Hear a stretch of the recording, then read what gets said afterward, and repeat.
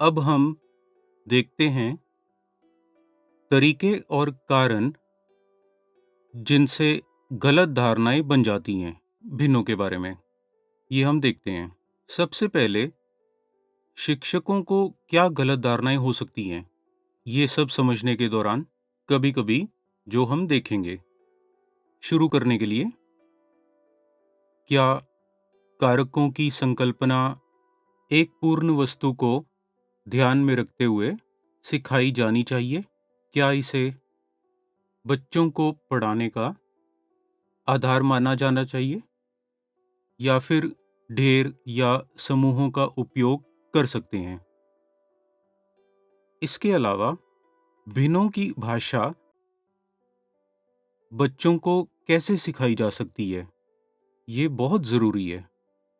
इन मूल बातों के महत्व को समझे बिना यदि आप सिखा रहे हैं भिन्नात्मक नाम कैसे पढ़ें या इसकी परिभाषा सिखाने की कोशिश कर रहे हैं, भाषा या शब्दावली परिचित करा रहे हैं बच्चों को, मूल बातों को समझने के पहले, ये मुश्किल होगा। और कई बार भिन्न के प्राथमिक ज्ञान के अलावा अलग-अलग प्रकार के भिन्न जैसे कि अनुचित या मिश्रित पढ़ाने में कभी-कभी गलत धारणा बन जाएगी।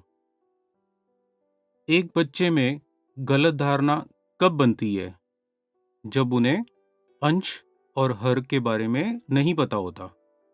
रोजमर्रा की जीवन में भिन्नों की क्या आवश्यकता है? ये कहाँ उपयोगी है रोजमर्रा के जीवन में? वास्तविक जीवन में इसके बारे में ना जानना मतलब वास्तविक जीवन का उदाहरण दिए बिना और बिना गणितीयकरण के पढ़ाना गलत तरीका है। एक और क्षेत्र है अंशों की तुलना करना, क्योंकि संख्या का एक अलग तरीका है, भिन्नात्मक संख्या एक अलग तरीके से है।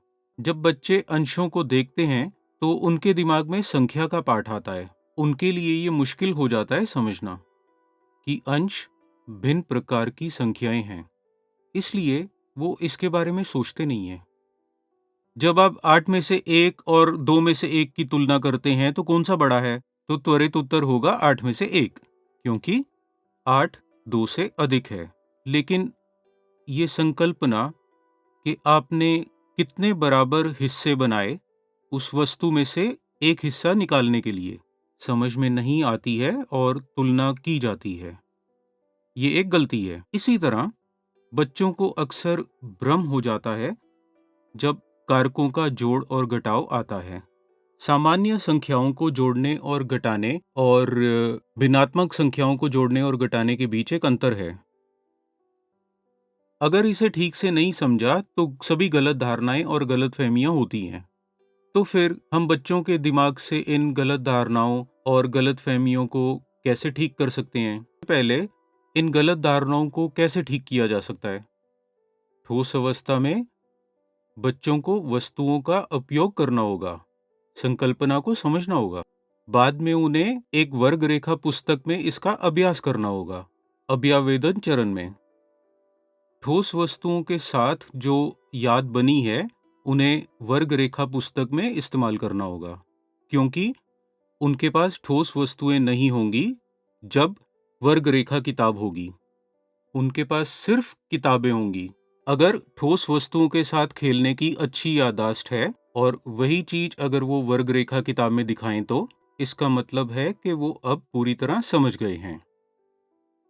तो अगर ये संकल्पना स्पष्ट कर दी जाए क्लास में, सारी गलत धारणाएं और गलतफहमियां कम हो जाएंगी।